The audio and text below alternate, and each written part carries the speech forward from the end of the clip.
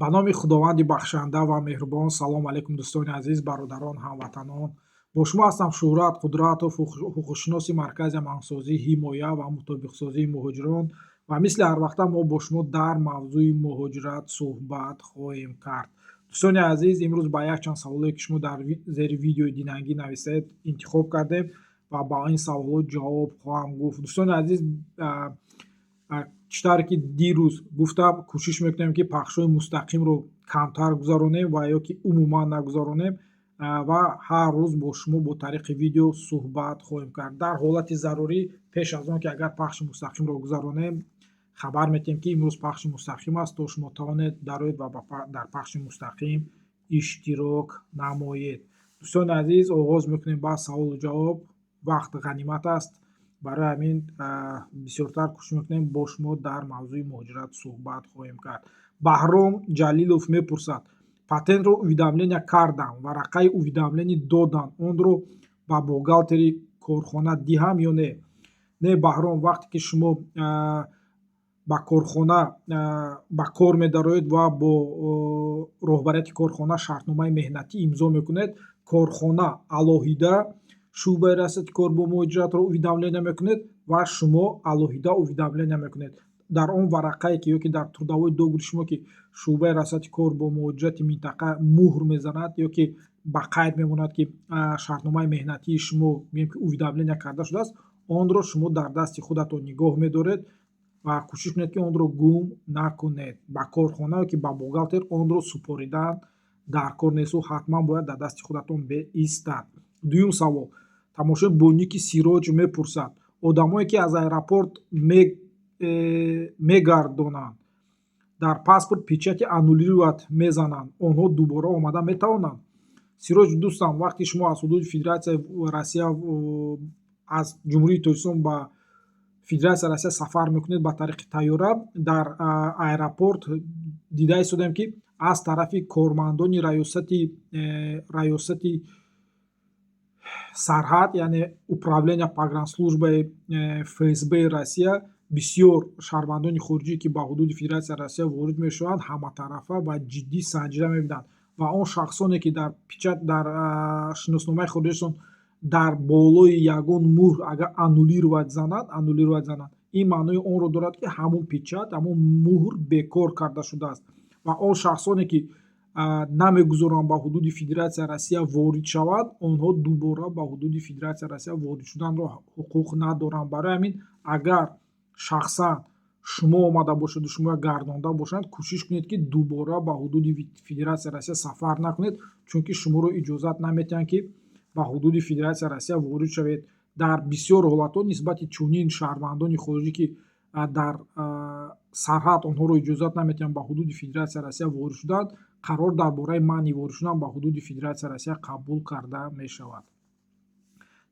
Тамошои Боники Фирӯз Рамазонов мепурсад: выдворение бо статьяи 18.8 мегӯянд 3 сола, иро чӣ хел фаҳмем?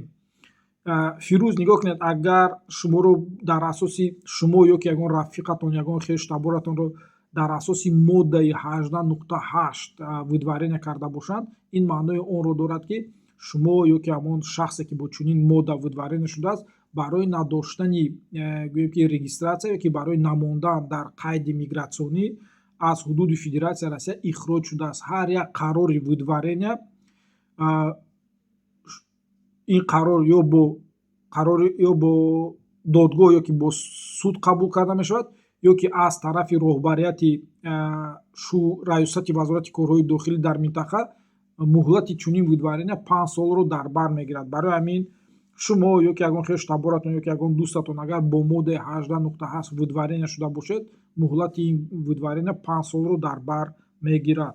Қурбонали Холов мепурсад: падарам гражданини Россия айни ҳол дар Ҷумҳурии Тоҷикистон мебошанд. Мехоҳам ба тариқи падарам гражданствои Россияро гирам. Овардани падар шарт аст ё не?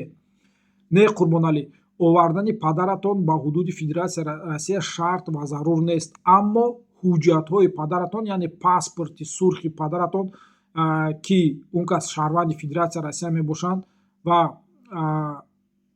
муҳри гӯем ки печат, агар печат дошта бошанд ки падаратон доим дар ҳудуди Федератсияи Россия зиндагӣ мекунад, яъне регистратсияи доимӣ дошта бошанд, паспорташон бояд дар дасти шумо бошад. Иштироки падари худатон шарт нест, аммо паспорташон бояд дар дасти шумо бошад, чунки шумо ба балоғат расидагӣ ҳастед ва ҳама ҳуҷҷатҳои шумо худатон тахт мекунед, худатон ҷамъ мекунед ва худатон месупоред. Дар вақти супордани ҳуҷҷатҳо иштироки падаратон шарт ва зарур нест. Барои ҳамин падаратонро монед дар Тоҷикистон дам гиранд, истироҳат кунанд дар бишти рӯи замин. Худатон омада бо ҳуҷҷатҳо барои гирифтани шаҳрвандии Федератсияи Россия ҳуҷҷатотонро ҷамъ карда супоред. Тамошобин бо ники Анора мепурсад: запрет доштам, 1 солу 3 моҳ шуд, ки кушода шудааст. Метавонам легализатсия кунам? Агар шумо ҳозир дар ҳудуди Федератсияи Россия бошед, Анора, запретатон дар ҳақиқатан кушода шуда бошад, шумо метавонед дар асоси укази президент зери рақами 1126 аз 30 декабри соли 2024 ҳуҷҷатотонро барои буду бошатонро дар ҳудуди Федератсияи Россия қонунӣ кардан муроҷиат намоед. Яке аз шартҳои асосии фармони, яъне укази президенти Федератсияи Россия зери рақами 1126 аз 30 декабри соли 2024 он мебошад, ки шахсоне ки ному насабашон дар реестр баромадааст, онҳо метавонанд буду бошанд дар ҳудуди Федератсияи Россия қонунӣ гарданд, ба шарте ки онҳо ҳозир дар ҳудуди Федератсияи Россия бошанд. Агар шумо дар ҳудуди Федератсияи Россия бошед, бемалол аз ин фармон истифода баред. Тамошои бо ники Сафар Раҳмонов мепурсад: ман дар шаҳри Донецк трудовой договор дорам, пропискаи 1 сола дорам. Агар дигар шаҳр равам, чӣ хел мешавад документ кунам? Сафар, ягон проблема нест, ягон мушкилот дар ин ҷо вуҷуд надорад. Агар шумо аз шаҳри Донецк ба ягон минтақаи дигари Федератсияи Россия сафар кунед, шумо бояд ҳамон регистратсиятонро дар дастатон дошта бошед, трудовой договорро дар дастатон дошта бошед.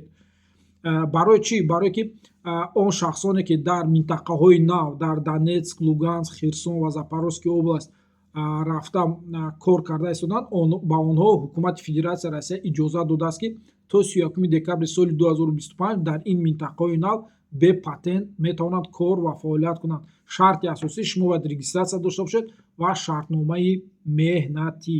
Агар бо шартномаи меҳнатитон уведомления карда бошед, хубтар ва беҳтар мебошад. шумо ба он минтақае ки интихоб мекунед, ба он минтақа сафар мекунед, дар он минтақа регистратсия мекунед ва пас аз регистратсия кардан ҳуҷҷатотонро барои гирифтани патент месупоред дар ҳамон минтақае ки ба куҷое ки шумо сафар мекунед. Ягон мушкилӣ нест. Лекин бояд, агар шумо аз Донецк ба дигар минтақа сафар мекунед, ҳамон регистратсияи Донецкатон бояд истад, бояд дар база бошад.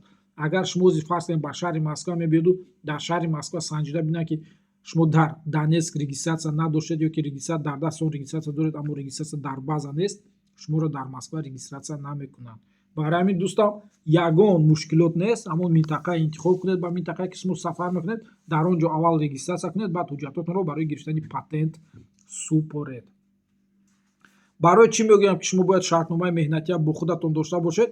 Чунки ҳозир агар аз як минтақа ба дигар минтақа, фарз кардем аз Санкт-Петербург ба шаҳри Москва мебиёед ва патент карданӣ бошед, шумо бояд дар шаҳри Санкт-Петербург патент дошта бошед. Агар патент надошта бошед, дар Москва патент кардан наметавонед. аз сабаби ки шумо аз Донецк мебиёеду ва дар Донецк то чӣ тавре ки дар боло қайд кардам, то 31 декабри соли 2020 иҷозат дода шудааст ки муҳоҷирон ё ки шахсоне ки дар он ҷо коркунӣ мераванд, бе патент метавонанд кор кунанд. Барои ҳамин шумо бояд шартномаи меҳнатия бо худ дошта бошед ва дар вақти регистратсия кардан ё ки дар вақти патент кардан бояд ин далели он мешавад ки шумо дар Донецк кор ва фаъолият мекардед.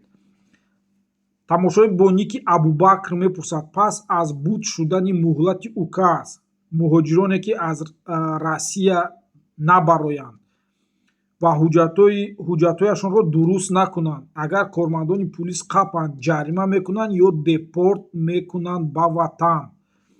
Абубакр, нигоҳ кунед, мувофиқи укази президент ки дар боло қайд кардем аз зери рақами 1126 аз соли 2024, ҳар як шаҳрванде ки ному насабаш дар реестри шахсони назоратшавандаҳо баромадааст, ӯ ду роҳ дорад, бояд ду кор кунад. Аввал ё ин ки бояд то 30 апрел ҳудуди Федератсияи Россияро тарк кунад, ё он ки то 30 апрел будубошашро қонунӣ гардонад. Агар шумо то 30 апрел будубошатонро яъне қонунӣ нагардонед ва номуносабатонро аз реестр нагиред, шумо бояд ҳудуди Федератсияи Россия тарк кунед.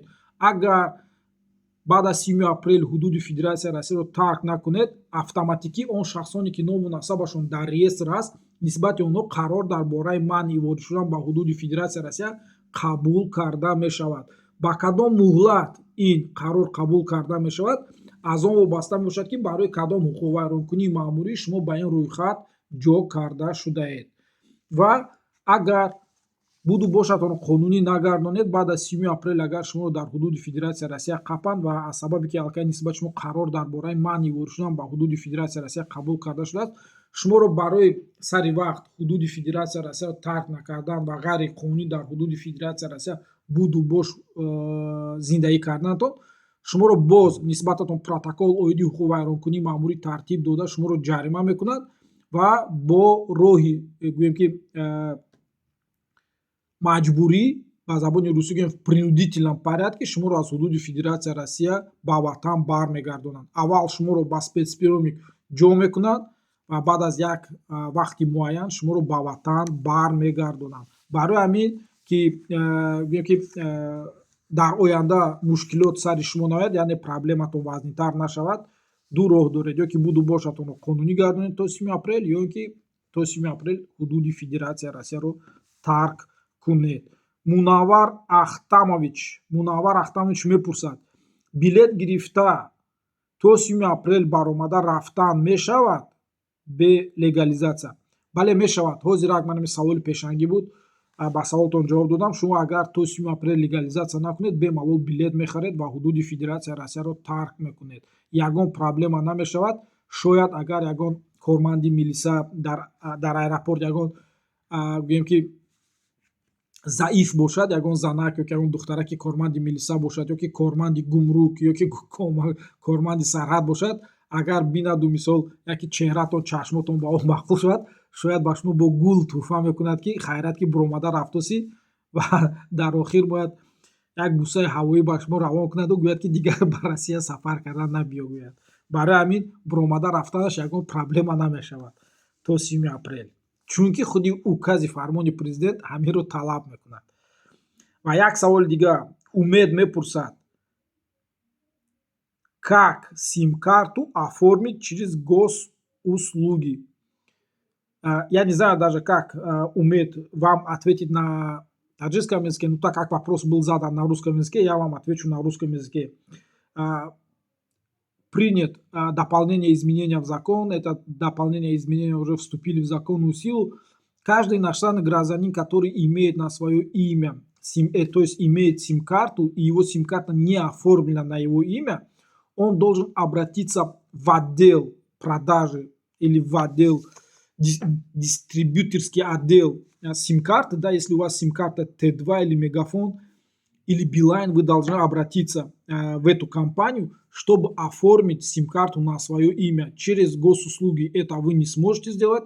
Вам надо взять паспорт, документы, удостоверяющие личность, и обратиться лично в дистрибьюторскую компанию или дистрибьюторскую точку, где занимаются оформлением этим сим-карт. Если у вас Билайн, вы должны обратиться в Билайн. Если у вас Мегафон, вы должны обратиться в Мегафон, для того, чтобы эту сим-карту переоформить на свое имя.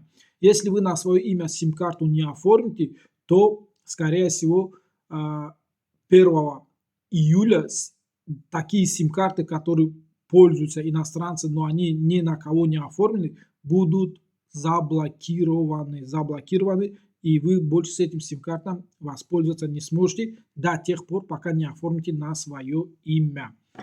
Ва саволи охирон ки Умеда мепурсад: 12 апрел ба Россия омадам, чанд муддат бе регистратсия метавонам гардам ва кай ба патент супорам? Умеда акнун ин як саволе мебошад ки аз қадимулайён ин саволро медиҳану ва аз қадимулайён то ҳозира ба ин савол ҷавоб дода истодаем. Аз рӯзе ки шумо ба ҳудуди Федератсияи Россия ворид шудед, агар шумо шаҳрванди ҷумҳурии Тоҷикистон бошед, дар асоси фармони ҳукумати Федератсияи Россия шаҳрвандони ҷумҳурии Тоҷикистон ки ҳамин ки ба ҳудуди Федератсияи Россия ворид шуданд, бояд дар муддати 15 рӯз худашонро ба қайди мигратсионӣ гузоранд ва дар муддати 30 рӯз аз рӯзе ки ба ҳудуди Федератсияи Россия ворид шуданд, бояд ҳуҷҷатҳошонро барои гирифтани патент ё ки иҷозатнома барои кор кардан дар ҳудуди Федератсияи Россия супоранд. На гиранд, не супоранд. Шумо бояд дар муддати 30 рӯз ҳуҷҷатотонро супоред. 15 рӯз барои регистратсия, 30 рӯз барои супордани патент. Ин буд саволи охирон, дӯстони азиз. Касе ки ба саволояш ҷавоб нагирифт, дӯстони азиз, метавонед саволотонро ба WhatsApp ки дар рақамҳои 926 944 0206 ба қайд гирифта шуда саволотро нависед. ҳатман кӯшиш мекунем ба саволотон ҷавоб диҳем. дӯстони азиз, аз сабабе ки саволот камтар бисёртар нависта мешавад ва имконияти ба ҳама саволот ҷавоб додан нест, ба он саволое ки мо ҷавоб надодем, ман кӯшиш мекунам дар комментари худи ҳамин YouTube ба саволотон хаттӣ ҷавоб нависам. Барои ҳамин дӯстони азиз, ҳаматон худатонро эҳтиёт кунед, беҳуда дар шаҳрҳои Федератсияи Россия нагардед ва ҳамаи шуморо бо рӯзи ҷумъа, бо рӯзи саиди ҷумъа табрик ва муборакбод мегӯям. Касе ки имрӯз намозашро дар масҷиди проспект мерахонад, ман дар ҳамин масҷид мешавам. Агар бинед, марҳамат, метавонед бо ягон савол муроҷиат намоед. То боздид дар барномаи оянда.